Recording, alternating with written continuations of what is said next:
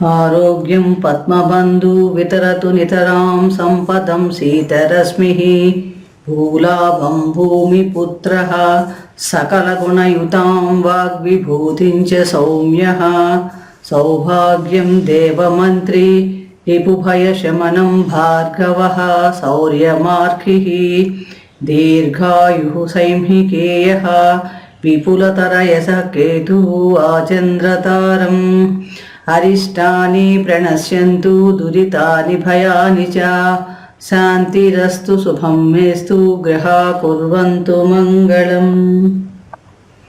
సర్వమంగళమాంగళ్యే శివే సర్వార్థసాధికే శరణ్యే త్రయంబకే దేవి నారాయణీ నమోస్తుతే.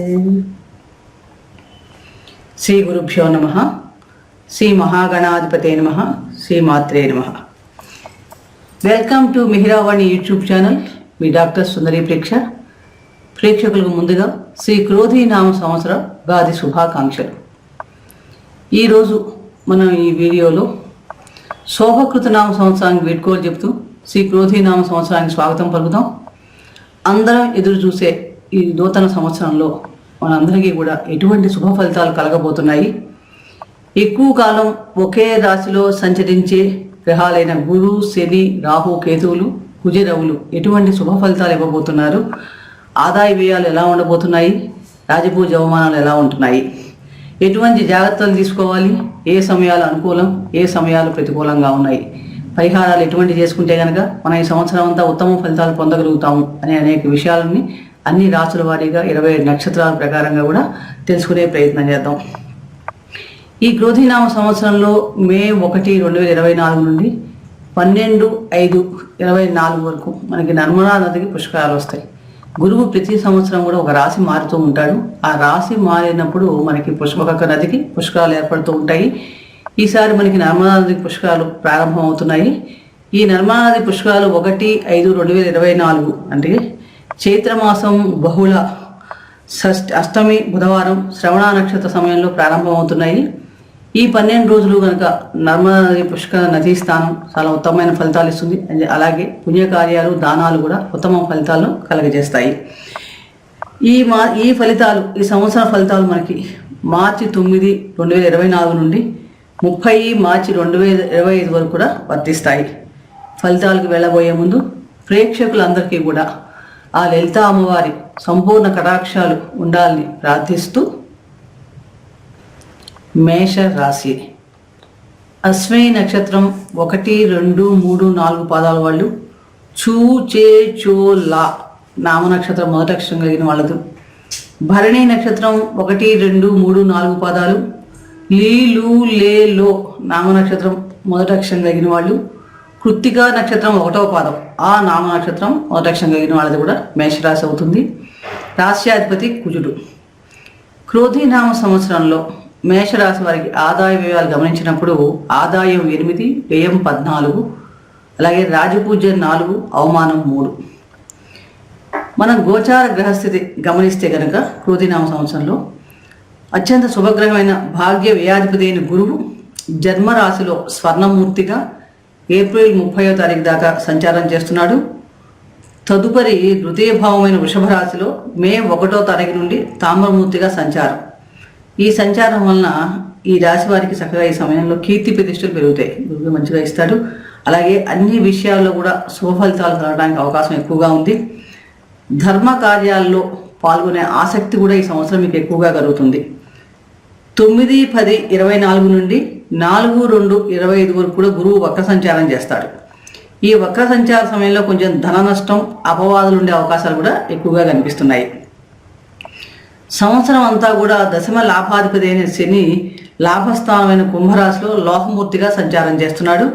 ఈ సంచారం వలన ఈ సంవత్సరం అంతా మీకు ఆరోగ్యం చాలా బాగుంటుంది, ఆనందకరమైన జీవితం అనుభవిస్తారని చెప్పవచ్చు. 29, 6, 24 నుండి 15, 11, 24 వరకు వక్ర సంచారం చేస్తాడు. ఈ వక్ర సంచార సమయంలో కొంచెం ఉద్యోగాల్లో కొంచెం ఒత్తిడి, అలసట ఎక్కువగా ఉండే అవకాశాలు ఎక్కువగా ఉన్నాయి. 29, 3, 25 నాడు మీనరాశిలోకి ప్రవేశిస్తాడు. రాహువు వ్యయస్థానమైన మీనరాశిలో రజతమూర్తిగా సంచారం చేస్తున్నాడు. ఈ సంచారం వలన ఈ రాశి వారికి ఈ సంవత్సరం అంతా కూడా కొంచెం మానసికంగా కొంచెం ఆందోళన, వ్యయం అధికంగా ఉండే అవకాశాలు ఎక్కువగా ఉన్నాయి. విదేశీ సంబంధించిన వ్యవహారాల్లో చాలా మటుకు అనుకూలమైన ఫలితాలే గోచరిస్తున్నాయి. స్థానచలన సూచనలు ఉన్నాయి. ప్రయాణాలు కూడా అధికంగా ఉండే అవకాశాలు ఉన్నాయి. కేతువు షష్టమ భావమైన కన్యా రాశిలో రజతమూర్తిగా సంచారం వలన శత్రువులపై విజయం చక్కగా లభిస్తుంది. అలాగే రుణాలు తీర్చడం లాంటివి, అంటే గతంలో మనం ఏమైనా అప్పులు చేస్తుంటే అవి తీర్చే అవకాశాలు మెండుగా ఉన్నాయి. పంచమాధిపతి అయిన రవి ప్రతి నెల కూడా ఒక రాశి మారుతూ ఉంటాడు. ఈ రాశి ప్రతి 12 రాశులు మారినప్పుడు మనకి ముఖ్యంగా 15/6/24 నుండి 16/7/24 వరకు తృతీయ భావమైన మిథున రాశిలో సంచారం, అలాగే 16/9/24 నుండి 17/10/24 వరకు షష్టమ భావమైన కన్యా రాశిలో సంచరించే సమయంలోనూ 14/1/25 నుండి 12/2/25 వరకు దశమ భావమైన మకర రాశిలో సంచరించే సమయం, అలాగే 12/2/25 నుండి 14/3/25 వరకు లాభస్థానమైన కుంభరాశిలో సంచరించే సమయంలో మటుకు ఈయన చాలా మటుకు అనుకూలమైన ఫలితాలు ఇస్తాడు. అంటే వృత్తిపరంగా మంచి విజయావకాశాలు లభించడం, ఆరోగ్యం బాగుండడం, శారీరక సౌఖ్యంగా ఉండడం, పదవీ లాభ సూచనలు, రాజకీయ నాయకులకి విజయావకాశాలు మెరుగుపడటం, శత్రువులపై విజయం, ఇలాంటివన్నీ కూడా అత్యంత సుఫలితాలు కలుగజేస్తాడు. మిగిలిన సమయాల్లో సామాన్యమైన ఫలితాలు ఇస్తాడు. అలాగే రాష్ట్రాధిపతి అయిన కుజుడు 23/4/24 వరకు లాభస్థానంలో సంచరించే సమయంలోనూ 26/8/24 నుండి 20/10/24 తృతీయ భావంలో సంచరించే సమయంలో చాలా మటుకు అనుకూలమైన ఫలితాలు ఇస్తున్నాడు. ఇష్టకార్య సిద్ధి, విజయావకాశాలు మెరుగుపడటం, సుఖప్రాప్తి ఉంటాయి. అలాగే ధైర్య సాహసాలు కలిగి ఉండటం లాంటి ఫలితాలు కూడా కుజ భగవాన్ ఇస్తున్నాడు. మొత్తం మీద గోచార గ్రహస్థితి గమనిస్తే కనుక ఈ సంవత్సరంలో మేషరాశి వారికి చాలా మటుకు అనుకూలంగానే ఉందని చెప్పవచ్చు. గురు బలం వల్ల అనుకోని విధంగా ధనలాభాలు కలగడానికి అవకాశాలు ఎక్కువగా ఉన్నాయి. లాభస్థానంలో శని సంచారం వలన కుటుంబ పరంగా చక్కగా సంతోషంగా ఉంటుంది. తల్లిదండ్రులకు ఆరోగ్యం బాగుంటుంది. చాలా మటుకు విద్యార్థులకు కూడా చాలా మటుకు అనుకూలమైన ఫలితాలు గోచరిస్తున్నాయి. ఈ సంవత్సరంలో ఈ రాశి వారికి రుణాలు కానీ రోగాలు కానీ అంతగా బాధించవనే చెప్పవచ్చు. అలాగే గతంలో చేసిన రుణాలు ఏమన్నా ఉంటే కనుక చక్కగా తీర్చే ప్రయత్నాలు కూడా చేస్తారు. తీర్థయాత్రలు లాంటివి కూడా చేసే అవకాశాలు ఎక్కువగా ఉన్నాయి. అవివాహితులకి వివాహ యోగం కూడా కనిపిస్తుంది కాబట్టి వివాహ ప్రయత్నాలు కలిసి వస్తాయి, కాబట్టి ప్రయత్నించవచ్చు. ముఖ్యంగా ప్రయాణాల్లో ప్రమాదాలు లేవు, అదృష్టం కూడా కలిసి వస్తుంది.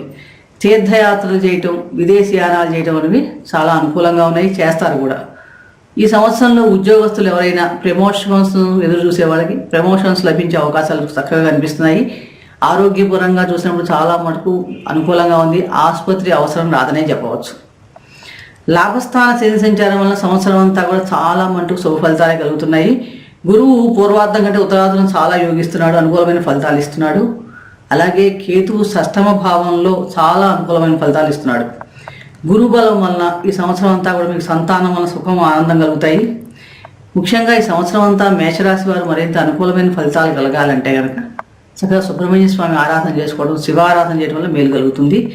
అలాగే జన్మ నక్షత్రం రోజున దశానాథునికి జపం చేసుకోవడం కూడా చాలా మంచిది. ఈ సంవత్సరంలో మీకు సోమ, మంగళ, గురువారాలు అత్యంత శుభప్రదంగా ఉంటాయి. ఎటువంటి పనులు చేయాలన్నా కూడా ఆ రోజుల్లో ప్రారంభం చేస్తే చాలా మంచి ఫలితాలు కలుగుతాయి. ఇక అందాయి ఫలాలు చూసినప్పుడు అశ్విని నక్షత్రం వారికి మొదటి 8 నెలలు చాలా బాగుంది. చివరి 4 నెలల్లో కూడా కొంచెం ఆరోగ్య విషయంలో జాగ్రత్తగా ఉండాలి. భరణి నక్షత్రం వారికి మొదటి 4 నెలలు ధనలాభ సూచనలు కనిపిస్తున్నాయి. మధ్య 4 నెలలు సామాన్యంగా ఉన్నాయి. చివరి 4 నెలలు కూడా చాలా అనుకూలమైన ఫలితాలు గోచరిస్తున్నాయి. మొత్తం మీద ఈ మేషరాశి వారికి ఈ క్రోధినామ సంవత్సరం చాలా మటుకు అనుకూలమైన ఫలితాలు ఇస్తుంది. ఈశ్వరానుగ్రహం వలన ఈ సంవత్సరం అంతా కూడా మీ అందరికీ కూడా సంపూర్ణ ఆరోగ్య ఐశ్వర్యాలు కలగాలని ప్రార్థిస్తూ మరొక రాశి గురించి మరొక వీడియో తెలుసుకునే ప్రయత్నం చేద్దాం. ఈ వీడియో మీకు నచ్చినట్లయితే లైక్ చేయండి, షేర్ చేయండి, సబ్స్క్రైబ్ చేసుకోకపోతే సబ్స్క్రైబ్ చేసుకోండి. సర్వే జనా సుఖినో భవంతు. శుభం భూయాత్.